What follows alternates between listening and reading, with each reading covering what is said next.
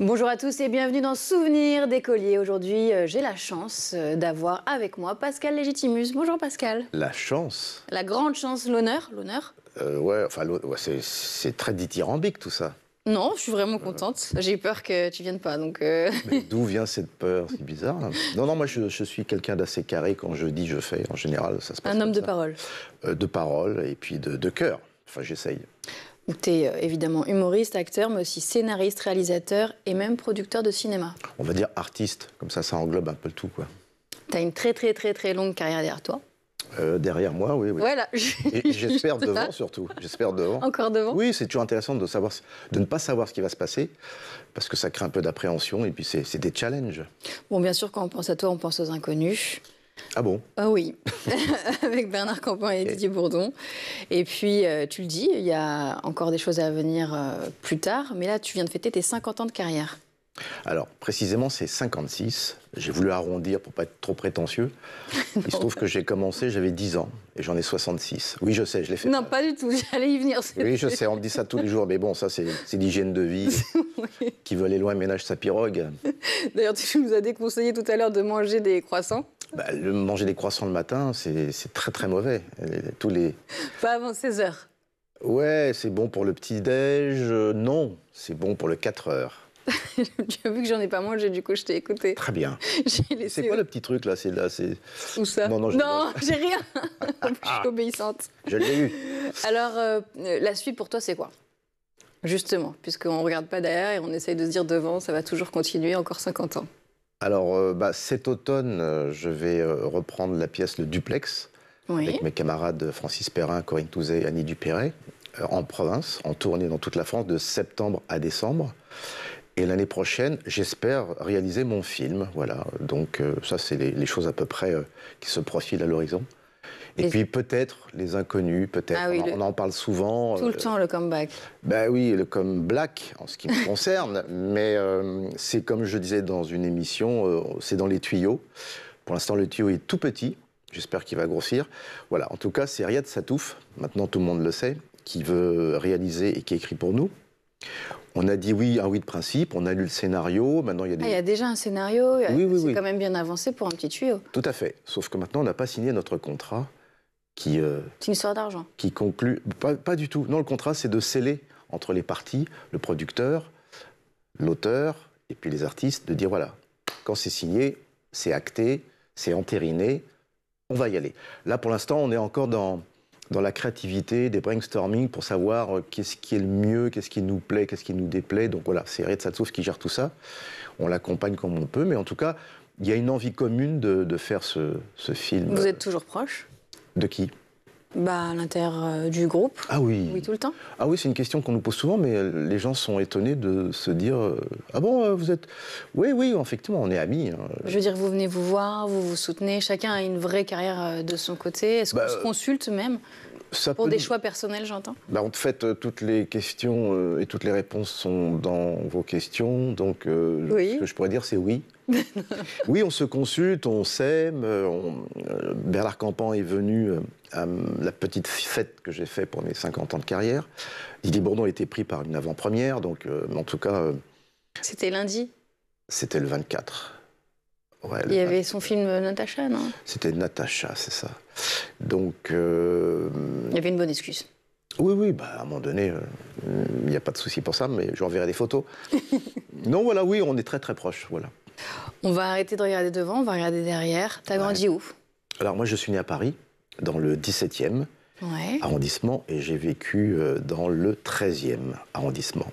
Avec des frères, des sœurs? C'est comment à la maison? Alors, je suis l'aîné de 4 enfants. J'ai un frère qui est juste derrière, qui s'appelle Dominique, qui a 3 ans de moins que moi, et j'ai 2 sœurs. J'ai 10 ans avec la petite, et puis la cadette, et puis j'ai 5 ans avec celle qui est juste après. Voilà. Est-ce que tu as eu l'impression que ça t'a donné tout de suite des responsabilités d'être l'aîné? Ah, évidemment, parce qu'en fait, malheureusement, ma mère est décédée, j'avais 15 ans, donc forcément, j'ai dû prendre un peu le relais. Mais même déjà, j'avais cette énergie de paternité, cette responsabilité, à tel point que lorsque mon père et ma mère partaient le soir, parce que mon père était donc comédien et musicien, ma mère l'accompagnait de temps en temps, et avant de partir, il me disait « Bon, es le chef de famille, tu surveilles tout, hein, pour manger, pour voilà. Ah, même pour manger, quoi. Si tout le monde se brosse les dents. Et ils t'obéissaient? Qui? Tes frères et sœurs? Oui, oui, oui. Bah, ils n'avaient pas le choix. Il y avait une autorité quand même qui naturelle. Il y avait les martinets, à la schlag. Non, non. Bah, donc très très vite, j'étais dans cette énergie de responsabilité. Voilà. Mais ça ne me gênait pas, moi, j'aimais bien. Alors, à l'intérieur de la famille, j'étais comme ça. Puis dès que j'étais à l'extérieur, j'étais quelqu'un plutôt de timoré, d'introverti, ah bon, d'inexistant même. Ouais, ouais. J'ai l'impression que c'est souvent le propre des artistes, d'être relativement timide. Peut-être, oui, peut-être que le fait de faire son métier, ça nous guérit. C'est une manière comme une psychanalyse, ça nous permet de nous extérioriser. Oui, j'avoue que, de toute façon, mon père m'a fait faire du théâtre pour m'équilibrer affectivement, parce que j'étais très mutique. C'est lui qui a décidé que tu devais en faire? Il a décidé, plutôt que de me faire du tennis ou du basket, comme tous les gamins de l'époque, ou du foot, il m'a dit, tiens, ce gamin-là, je vais faire du théâtre. Alors, comme il était du milieu. C'est ce que j'allais dire, lui. Ouais. Et ta maman aussi était... Maman était alors couturière, avec mon oncle. Et qui était dans la confection, et de temps en temps, elle faisait couturière au théâtre, de temps en temps, ouais.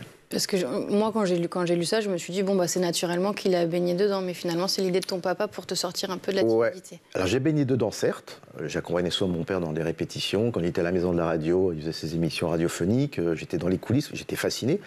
Mais jamais je pensais que j'aurais pu faire un jour ce métier. Et c'est mon père qui a dit, tiens, allez, je vais le sortir de sa torpeur, il lui fait faire du théâtre. Donc j'ai fait une comédie... T'avais quel âge? J'avais 9 ans et demi. Ah oui. J'ai fait une comédie musicale pour enfants qui s'intitulait, alors maintenant les gens le savent, La planète inconnue. Donc déjà le moins connu était déjà dans mon destin. Ouais, c'est très particulier. Et donc ça m'a plu de chanter, de danser. Tu savais déjà chanter, danser? J'ai appris. J'ai appris à faire des claquettes, à jouer de la guitare. Mon père était musicien, donc... On peut retrouver facilement des images de ça? Oh, il y en a certaines, oui, bien sûr. Et c'était un rôle important? Alors, nous étions sur scène plusieurs enfants. Ça s'appelait La planète inconnue. C'était donc l'histoire d'Adam et Ève en l'an 3000. Et c'est des enfants qui emmenaient sur une planète pour la cultiver, humainement, on va dire 2 êtres humains. Et donc, il y avait des chansons. Et c'était Billy Nencioli et Monsieur Dupac qui avaient donc écrit les paroles et la musique. Et c'est Marthe Mercadier qui était la productrice de ce spectacle. Est-ce qu'on peut se dire, il te met au théâtre, mais il peut juste te faire prendre des cours? Non, là, il te fait jouer directement quelque chose d'important. J'ai passé une audition, j'ai réussi, et j'ai joué pendant 1 an. Donc, pendant 1 an, j'ai joué tous les jeudis après-midi, tous les samedis. Et il y avait un entracte, et je me rappelle même qu'il y avait même des beignets avec de la confiture dedans, et on courait très très vite, parce que comme c'était un spectacle pour enfants, tous les gamins partaient pour aller manger leurs petits beignets, et puis nous, on savait qu'à un moment donné, il fallait partir plus vite. Non, c'était une belle période où, alors j'avais évidemment une dérogation. Ce que j'allais dire, comment ça se passe avec l'école? Il y a une dérogation qui était estampillée, comme que j'avais le droit de quitter l'école pour faire mon métier. Et à l'école, justement, ça se passait comment? Alors, à l'école, c'était particulier. J'étais quand même introverti. Je parlais pas beaucoup et je comprenais pas trop, en fait, ce qui se passait. Ça t'intéressait pas, l'école? C'est pas ça. C'est que, comme j'avais une petite maladie étant jeune, entre 2 et 4 ans, une maladie des os qui m'a permis de ne pas voir mes parents pendant 2 ans, parce que j'étais dans un sanatorium dans le sud de la France. Et quand je suis revenu, j'avais 4 ans, donc en pleine carence affective. Donc j'ai été dans une posture plutôt d'introversion. Et tes parents n'ont pas pu te voir pendant... C'était à Hyères, dans le sud de la France. Ma mère travaillait, mon père aussi. Et ensuite, mon frère était né, ma mère était enceinte. Donc j'ai dû voir mes parents 2-3 fois, mais je m'en souviens même pas. C'est pas dans... T'étais dans un centre hospitalier? Spécialisé pour ce que tu avais? L'hôpital San Salvador, qui existe toujours, qui est à Hyères, près de la presqu'île de Gien, voilà. Et du coup, t'es resté comme ça, tout ça? Imagine un enfant qui est dans un lit, en plein soleil, parce qu'il fallait que je sois gorgé de soleil pour me guérir. Et puis je suis là, comme ça, pendant 2 ans, 18 mois exactement. Donc je ne développe pas la parole, mais par contre je développe l'écoute, la vue, tous les autres sens. Et quand je suis revenu, mon frère était né. Donc, psychanalytiquement, il a pris ma place. C'est ce que j'allais dire, t'as pas trop ta place d'aîné, ton petit moment à toi. Voilà, et c'est pour ça que mon père a eu cette bonne idée de me sortir de cette torpeur pour que je puisse m'assumer, exister, et ça m'a beaucoup plu, voilà. Donc, à l'école, quand je suis arrivé en 6e, même pas en 6e, à l'école primaire, mon cerveau n'était pas appliqué à comprendre les maths, l'histoire géo, il y avait une espèce de lenteur. J'étais comme ça, Et comme mon père n'était pas souvent là parce qu'il travaillait, souvent le soir, musicien ou acteur, ma mère d'origine arménienne m'accompagnait comme elle pouvait. J'avoue que quand je suis rentré en 6e, j'ai redoublé. Tout de suite. Ah, tout de suite, parce que en plus, le prof d'anglais de l'époque, en plus, je suis arrivé en retard. Vous voyez, c'est le premier jour en 6e. J'ouvre la porte, tout le monde était déjà là. Parce qu'en fait, j'habitais dans le 13e et j'allais dans le 16e. Parce qu'il n'y avait plus de place dans le 13e. Donc, la seule place qu'il y avait, que mon père avait choisi, c'était dans le 16e. Lycée où lui-même avait été. On te complique un peu la tâche. Le lycée Claude Bernard, dans le 16e. Vous allez voir, la suite est intéressante. Donc, j'ouvre la porte. Et puis, le prof d'anglais, M. Van Broek, what are you doing? Shut the door. Je comprends pas. Go to your chair, sit down, stand up, go to the blackboard, take a piece of chalk and write on the. Déjà, donc déjà, choc frontal. Les maths, parce que j'avais pas un cerveau fait pour ça, c'est-à-dire que pas rationnel, parce que j'étais plutôt un évasif, un créatif, voilà, dans l'expectative. Donc 5e, 4e. 3e, je commence à comprendre, mais... Oui. Mais... Qu'est-ce qui se passe? Le grand mais. Arrivé en 6e, je rencontre Daniel Chic, qui est un journaliste renommé dans l'art et la culture, qui avait donc le même âge que moi. Il dit « Je t'ai vu dans La planète inconnue », la fameuse pièce. « Tu veux pas qu'on la refasse au lycée ?» Je dis « Bah, je sais pas. » Je dis « Bah, ce serait bien peut-être qu'on fasse des pièces de théâtre. » Donc on a créé un club théâtre. Ok. Parce qu'il y avait une salle de théâtre au lycée Claude Bernard. Donc de la 6e à la terminale, j'ai prolongé le plaisir comme ça. J'ai fait créer des pièces, des boulevards, des Molières, des Racines. Et tous les ans, je montais un spectacle. Mais toi, donc du coup, à 9 ans, pendant 1 an, tu es sur scène. Et après, ça s'arrête? Ah non. Tu poursuis ta carrière en parallèle de ta scolarité? Je fais des doublages de films. J'apprends la guitare. Je fais des apparitions dans Samsung, qui était l'équivalent des émissions de Dorothée de l'époque, avec un chanteur italien, Billy Nencioli, qui était donc le compositeur de la pièce de théâtre. Pièce, voilà, on a déjà entendu ça. qui m'a appelé, m'a dit, voilà. Donc pendant, de temps en temps, je faisais le gamin qui chantait les chansons autour de... Mais ça t'a pas lancé pour que tu continues les castings et t'essayes? Non, non, parce que au niveau de la scolarité, j'étais en retard, donc il fallait quand même que je rattrape.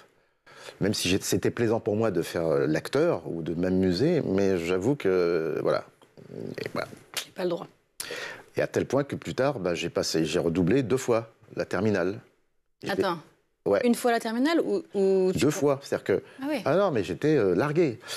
Pourquoi? Parce que quand j'ai perdu ma mère à 15 ans, rechoc thermique, donc... T'étais un enfant très sensible. Plus envie, en fait, de faire des études parce que j'étais malheureux. Donc je passe mon bac. Et puis on te donne d'autres responsabilités encore en plus. Voilà, je suis l'aîné. Alors mon père, heureusement, a trouvé une compagne qui s'appelle Marie-Thérèse. Et d'où le fameux nom de l'infirmière Marie-Thérèse. Et cette femme nous a beaucoup aidés, évidemment, elle nous a accompagnés effectivement. Mais moi, j'étais un peu en recul, j'étais l'aîné, donc c'était compliqué. Parce qu'il y a le complexe d'Oedipe qui s'est pas mis en place avec cette femme-là. J'étais un peu comment dirais-je, choqué de voir une femme que je ne connais pas, que mon père aimait. Enfin, un truc classique, quoi. Donc, chemin faisant... Donc, première fois, le bac, je le loupe à 1 point. Je le repasse, je loupe à 1 demi-point. Je dis, bon, j'arrête tout. Et je le passe en candidat libre et je l'ai. Bon. Mais quand même, c'était pas très important pour moi parce que je commençais à faire du théâtre et du café-théâtre à l'âge de 19 ans. Ouais, mais quand même. Tu t'es accroché pour l'avoir. Ah oui, mais je voulais quand même... Après, j'ai fait 2 ans en fac. T'as poursuivi les études? Mais bien sûr. J'ai réappris les maths avec un prof privé, un prof grec, qui m'a réorganisé toute la symbolique des mathématiques et m'a fait comprendre pourquoi on avait besoin des maths, etc., etc. Donc du coup, après, je me suis réorganisé mentalement et j'ai beaucoup lu. Je lisais 5 livres par semaine dans tous les domaines. En fait, c'est plutôt autodidacte. Voilà. Donc mon cerveau maintenant est plein et je continue à apprendre tout le temps. Non, mais de par ta naissance et ton parcours de vie, tu n'étais pas adapté comme beaucoup d'élèves finalement à l'école. Non. Et finalement, j'écris. Donc maintenant j'enseigne. Donc c'est... Mais donc si je comprends bien, tu n'avais pas des très bonnes notes? Non, j'avais 12 de moyenne en général. Bah, ça va. J'oscillais entre 14 et 8. Bah, ça va, ah oui. Oui, mais bon. 8, c'est moins bien. J'étais au fond de la classe, quoi. Mais t'étais pas pour autant, comme t'étais quelqu'un de timide, t'étais pas pour autant le rebelle, le dissipé, le bavard. Alors moi, Pascal. Qui Ah, est-ce? vous êtes là. Ah non, j'étais pas le turbulent, le comique. Ah non, j'étais pas drôle. Enfin, j'étais pas drôle. J'étais drôle à ma manière, mais j'étais pas un enfant qui avait un ego surdimensionné, qui voulait exister parmi les... Au contraire, toujours en retrait, à observer. Et le fait d'observer, ça m'a permis de faire mon métier d'acteur, parce que comme un buvard, j'ai bu toute la psychanalyse, toute la psychologie de tous ces personnages, de ces êtres humains qui étaient autour de moi. Mais j'avoue que c'était un mal pour un bien, en fait. Tu dis, j'étais déjà drôle à ma manière. Petit, tu avais conscience de ce potentiel comique en toi? Oui, parce que comme j'observais, je reproduisais. La seule capacité dont je peux m'enorgueillir aujourd'hui, c'est que je suis capable de reproduire tout ce que je vois, même les sentiments subtils. J'ai tellement observé de l'âge de 2 ans à aujourd'hui que maintenant, quand je fais l'acteur, prétentieusement, je peux dire, alors c'est du travail, bien sûr, attention, hein, mais j'ai cette capacité-là de reproduire les accents, les personnages, les attitudes, les non-dits, les non-vus. J'adore ça. Et tu le dis, après, au lycée, il y a le club de théâtre? Club de théâtre, donc je suis un peu la coqueluche du lycée, du quartier, de l'arrondissement, parce que beaucoup de gens venaient nous voir. Et donc moi, c'était... Des gens hors lycée pouvaient... Hors lycée, ouais. Et intégrer la troupe ou juste venir? Non, payer pour venir nous voir. Ah, Mais oui. Il y avait un sens du business, d'ailleurs. Oui, un petit peu. C'était cher. Non, c'était quoi, 3 francs? Et comment le lycée autorise ça et se retrouve dedans? Il se trouve que il y avait cette salle de spectacle qui faisait, je sais pas moi, une centaine de places, un peu plus. Et il y a un célèbre attaché de presse qui l'est aujourd'hui, qui était donc surveillant dans ce lycée. Donc, et Pierre Dac est venu une fois dans notre lycée, le fameux humoriste. Il a fait une petite conférence et ça m'a marqué la vie. Puis je me suis dit, waouh, c'est intelligent ce qu'il dit, puis c'est drôle. Oh, j'aimerais être comme ce monsieur-là. Donc c'est Pierre Dac qui était un peu la rencontre... Ouais, le déclencheur. Ensuite, c'est Henri Salvador, parce que je pouvais m'identifier à lui. Quand j'ai vu ce monsieur-là à la télévision, à l'époque, c'était en noir et blanc. Après, c'est devenu en couleur. Donc j'ai pu voir quand même que... Ah, il me ressemble un petit peu. Et le fait qu'il soit un peu d'origine guyanaise, et puis un peu des îles, je dis, ah, il est drôle ce monsieur. Ah, il fait des blagues, il chante bien. Donc voilà, j'avais quand même un repère dans le tunnel, une petite lumière qui était donc... Et ensuite, le deuxième déclencheur, le troisième, je veux dire, c'est en troisième, la prof de français, dans quatrième, me fait apprendre la tirade d'aînés de Cyrano de Bergerac. Et elle donne donc, on monte sur scène, tout le monde l'avait appris, et elle dit au meilleur élève, tu vas jouer donc Cyrano, et tiens, Pascal va jouer en face, le De Guiche, celui qui dit rien, quoi. Frustré. Donc moi, qu'est-ce que je fais? Pendant que l'autre fait sa tirade, voilà, un pic, un rock, mais moi, j'ai pris mon pouce et j'ai fait comme si j'avais une épée comme ça.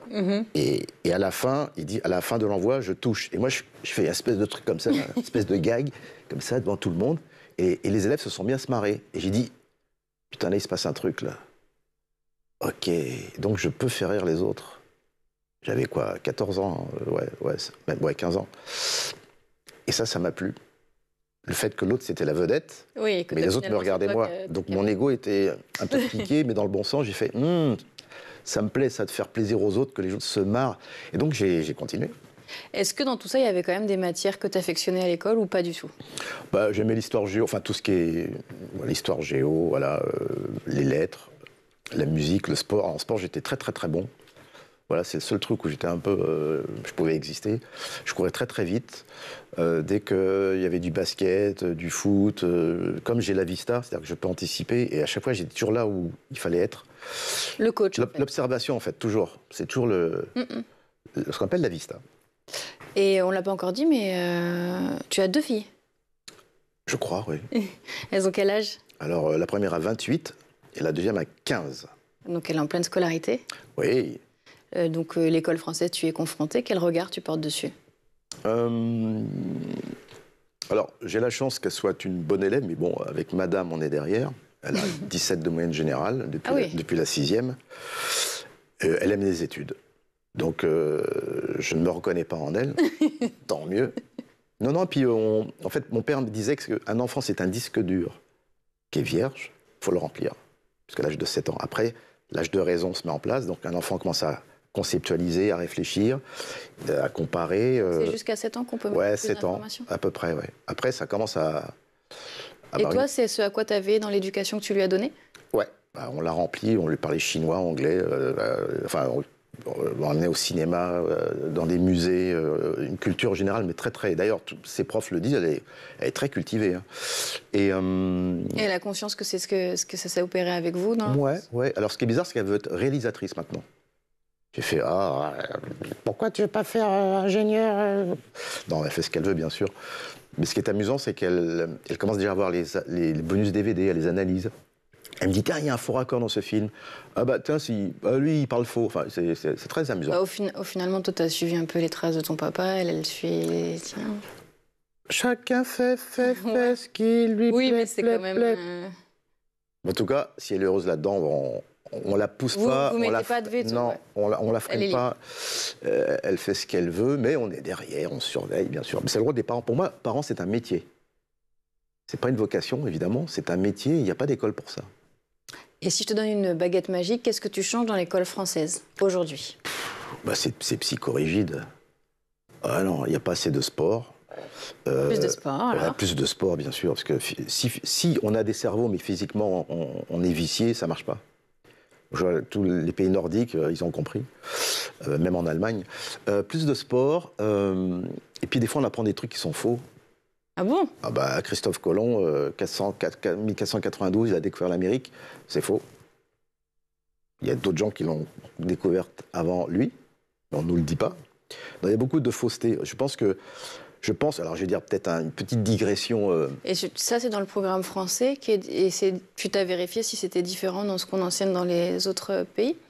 En fonction, en Chine, je suppose que c'est la même chose. Au Japon, ils sont capables de se suicider s'ils ont...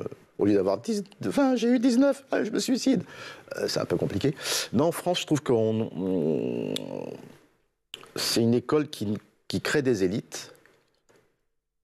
Les élites choisissent les meilleurs, et puis les autres, j'ai l'impression qu'il y a un peu Plus trop maintenant, quand même. Hein? Plus trop maintenant. Ouais. L'époque des élites, elle est un peu révolue, je trouve. Elles sont là quand même. Hein. Polytechnique, Sciences Po, l'ENA, Ulm, Hippocagne, Cagne, HEC. Il y en a qui ferment aussi, les grandes écoles. Ouais. Oui, j'ai dit une connerie. Non, mais tu as raison. J'ai dit une grosse connerie. Parce qu'en fait, je dirais pas qu'elle était grosse. Non, non, mais je connais pas bien en fait le système. Je dis n'importe quoi. J'enlève ce que j'ai dit. Soyons honnêtes. Non, ce que je reproche à l'école française, c'est qu'on nous impose des choses. On nous impose des choses. Il n'y a pas assez d'ouverture, je trouve. Pour laisser libre cours à la personnalité des élèves, peut-être. En même temps, je trouve que c'est la famille qui crée des monstres. Ouais. Qui crée des monstres. Des monstres? Un prédateur, un pédophile, c'est pas à l'école que ça se passe, c'est la famille. Donc déjà, t'as vu, j'ai dit un truc, t'as fait une grimace, ça fait Pascal. Non. En fait, je trouve que c'est la famille qui crée des monstres, mais c'est au sein de la famille que doit se forger l'idée d'aimer les études. Et ça, c'est ce que tu as transmis. Ouais. Il faut que les enfants aient le choix. Les études, c'est fait. Après, on leur dit, avant, on disait, tu seras notaire. Tu seras médecin. Au XVIIIe siècle, c'était ça. 19e, tu seras ingénieur. Maintenant, on fait ce qu'on veut. Tu seras footballeur. Tu seras stand-upper. Tu seras Gad Elmaleh. Oui, et si tu dois te projeter dans le futur, tu la vois comment, l'école? Je la vois pas, je sais pas. Maintenant, bizarrement, à côté de l'école, il y a beaucoup. Il y a Wikipédia, les réseaux sociaux. Je vois que les enfants, ils sont là. Puis il y a l'intelligence artificielle. L'école se déplace ailleurs. C'est pas plus mal, parce qu'on peut faire le choix. Mais bon, en même temps... De comment acquérir le savoir? Ouais, mais je trouve que le savoir, maintenant, il fait moins... Enfin, le cerveau marche moins parce que tout est facile. Au lieu de chercher, maintenant, les gamins, ils font hop, hop. Donc je trouve qu'on devient feignant. Ouais, puis la capacité de concentration, surtout. Ouais, est beaucoup je plus suis d'accord avec ça, ouais. toi aujourd'hui, donc tu es acteur, tu es scénariste, tu es réalisateur. Est-ce que plus jeune, il y avait un autre métier qui te faisait rêver? J'ai toujours aimé enseigner, en fait, transmettre quelque chose. Ouais. Chaque fois que j'étais... Tu aurais pu être professeur. Ouais. Parce que je le suis de temps en temps dans des écoles de théâtre où je fais des masterclass. Donc j'aime bien transmettre, apprendre quelque chose et le redonner. Parce que moi, si je te donne par exemple 50 €, moi je les perds, toi tu les gagnes. Si je te donne de la culture, j'ai toujours de la culture, mais toi tu as la culture et tu vas la transmettre. La transmission. Ouais. Donc je trouve ça intéressant. On l'a dit, donc tu es devenu humoriste, les inconnus. Ouais, enfin, en fait, je suis un artiste, je suis un créatif. Voilà, tout ça, c'est englobé dans cette petite bulle. C'est la créativité qui me plaît, peu importe la manière dont je transmets tout ça, mais c'est ça qui me plaît. Mais à quel moment tu sais que ça va être ton métier? À quel moment tu te dis, ça y est, c'est sûr, ça sera mon métier? Parce que c'est pas un métier où on peut... Enfin, tu vois, t'as pas ton diplôme, t'as pas... Tu vois, t'es pas engagé, tu vas pas avoir ton CDI. À quel moment on se dit, ça y est, c'est bon, là, c'est sûr, c'est pour la vie? Bah, c'est pour la vie, on ne sait pas si c'est pour la vie. Ça peut être juste pour 2 jours. Non, là, toi, tu peux le dire maintenant, t'as le recul. Bah, quand j'ai eu mon premier cachet au café-théâtre, quand j'étais gamin, j'étais un peu inconscient. J'avais des petites fiches de paye que j'ai récupérées quand j'avais 18 ans parce que tout ça, c'était dans un dépôt. Quand j'ai eu mon premier cachet au café-théâtre, j'avais donc 20 ans. Et donc, à ce moment-là, tu étais encore à la fac? Ouais, je terminais la fac. Est-ce qu'avec une carrière comme la tienne, il y a encore des rêves, des choses qui te font rêver? Ouais. Il y a un truc, attention, suspense, qui me fait encore... plaisir, c'est de mettre en scène une comédie musicale. Donc je reviens à mes premiers amours, parce que la comédie musicale réunit tous les arts que j'aime. La danse, le chant. Ça, on le sait moins. La danse, le chant... Bah, vous le savez maintenant. Oui. À l'instant T où je le dis, vous le savez. Oui, pour moi, ça réunit tout. Le chant, la danse, la comédie. Non, mais je veux dire comme quoi le grand public a encore plein de choses à découvrir, même après. Mais bien sûr, mais évidemment, voilà. Donc ça, c'est dans les projets? De mettre en scène, hein, pas de jouer, de mettre en scène, ouais. Ça sera peut-être quoi, 2026? Non, plus tard. J'ai d'autres trucs à faire avant. Et qu'est-ce qu'on peut te souhaiter pour la suite? Que ça continue, mais en mieux. C'est tout ce qu'on souhaite. Ouais. Merci d'avoir partagé avec nous tous tes souvenirs. C'est fini déjà? C'est fini. C'est trop court. C'est une honte. C'est trop court cette émission.